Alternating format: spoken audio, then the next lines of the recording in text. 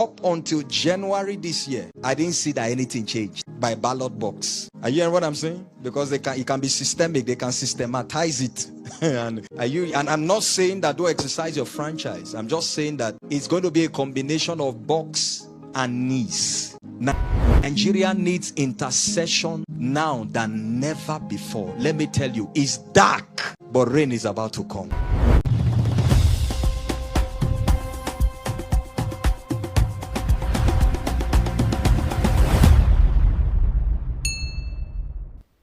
The video you're about to watch now is a shocking and mind-blowing one from this Prophet Jonathan. I want you to pay serious attention to all that he has to say.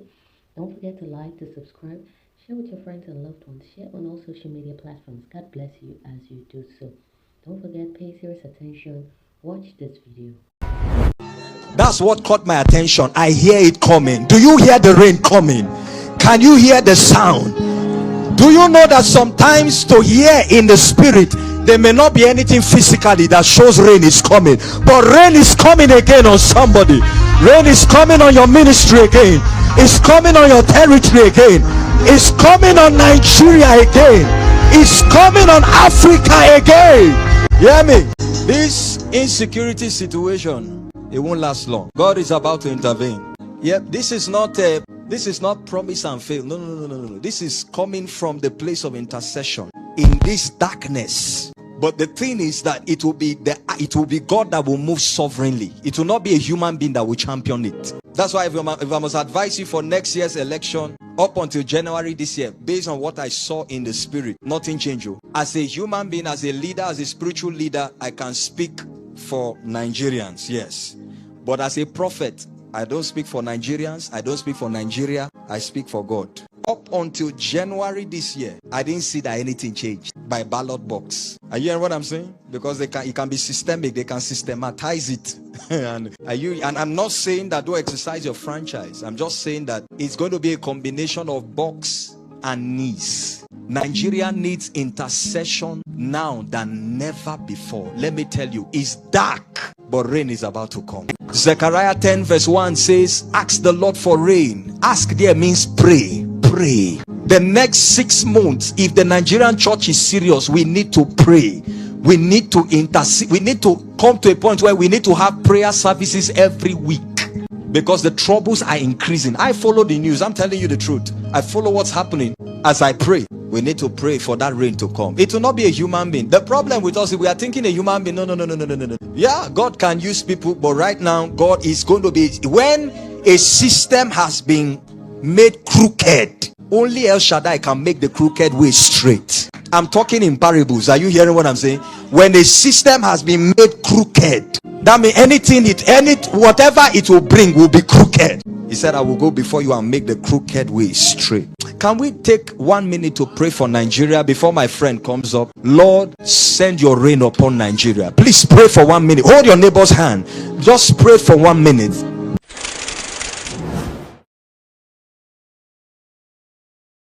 Now that you have heard everything that this man has to say, you've heard all that this prophet has to say, and maybe the biggest thing to take away is that it's not just that something terrible is coming. Maybe it is that to tell us that Nigeria must prepare. We must prepare spiritually. We must prepare as a nation, civic.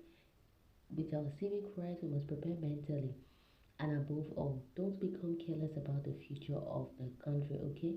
Because 2027 is coming, okay? This is the year 2026, and we know that 2027 is coming. And if his message is a call to Nigerians to get on their knees while also taking our ballot seriously, then maybe this message deserves attention. What do you think about what Prophet Jonathan has said? Do you believe that darkness is coming? He spoke about his the spiritual warning concerning Nigeria's future. Do you think it could be pointing to something that is even more practical? Let me know what you think in the comment section. We know the way Nigeria and the situation of things are. We know the way so many things have gone upside down, and we can see every day. We hear different prophecies. We hear different things from different people. But this is a call to prayer. As much as he has said different things, it is also a call to prayer. Nigerians must pray. We must pray. We must actually get up on our knees and pray, because we need God at this time. more than ever before. We actually need God. May God come to save us. May God help us. May God deliver Nigeria. And may we also, as citizens, we need to do the right things that needs to be done. And if you want to hear exactly what this prophet has said and what he claims he has said, make sure you watch this video. The prophet spoke about seeing darkness around Nigeria, and you think about that for a moment. Darkness that is over a nation. What kind of darkness was he talking about? Was it political or social or spiritual? Or was it a warning about conflict or instability as we see today in Nigeria? Or is it simply an indication that Nigeria will be entering a very difficult period? This prophet's message, as he has shared in the clip, he points Nigeria towards prayer. And it's not really a statement about the ballot and our knees. That's where it becomes very important, because he did not simply say we should go and vote, and he didn't simply say we should pray. He brought two things together, okay? And he said the ballot and our knees. We need to go on our knees. That's a very powerful contrast. The ballot represents our responsibility as citizens, right? And our ability to participate also in choosing the people who will lead the country. That's why we cannot afford to joke with the election. We need to do the right things. We must actually get down and do what needs to be done. If we need to go out there to vote, then we must vote. We need to vote. We need to actually vote. Get your PVCs, do the things that need to be done. Let us actually sit up and do the right things that need to be done. Right? Also, our ability to participate in choosing the people that will lead the country, as I said earlier, that's our by going to vote, and also our responsibility to pay attention to all that is happening to us politically. We need to understand the issues that are happening around us, right? We need to be able to make informed decisions, and very importantly, we need to participate in the process of democracy. We cannot just deceive ourselves that we're a democratic nation when we're not doing what needs to be done. I always say this every time. We cannot do this. We cannot decide to pick one part and leave the other side. We need to do both, right? And the needs represent something very different.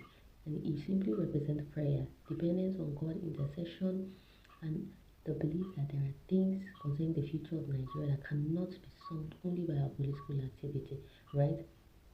And that is the heart of this warning. Let us be honest. Nigeria's been through very difficult periods, through difficult elections before. We have seen political tension. We are seeing it now. 2027 is just by the doorstep. We can see how all these things are very heated. Heated campaigns, different prophecies here and there, disagreements everywhere. People are becoming very divided over their political candidates. And we've also seen how these things can move from ordinary disagreement to very serious tension. So when someone speaks about something like this, we want to know what that means, right? Let's not take a statement like this and conclude that a particular disaster is guaranteed to happen. We don't know that.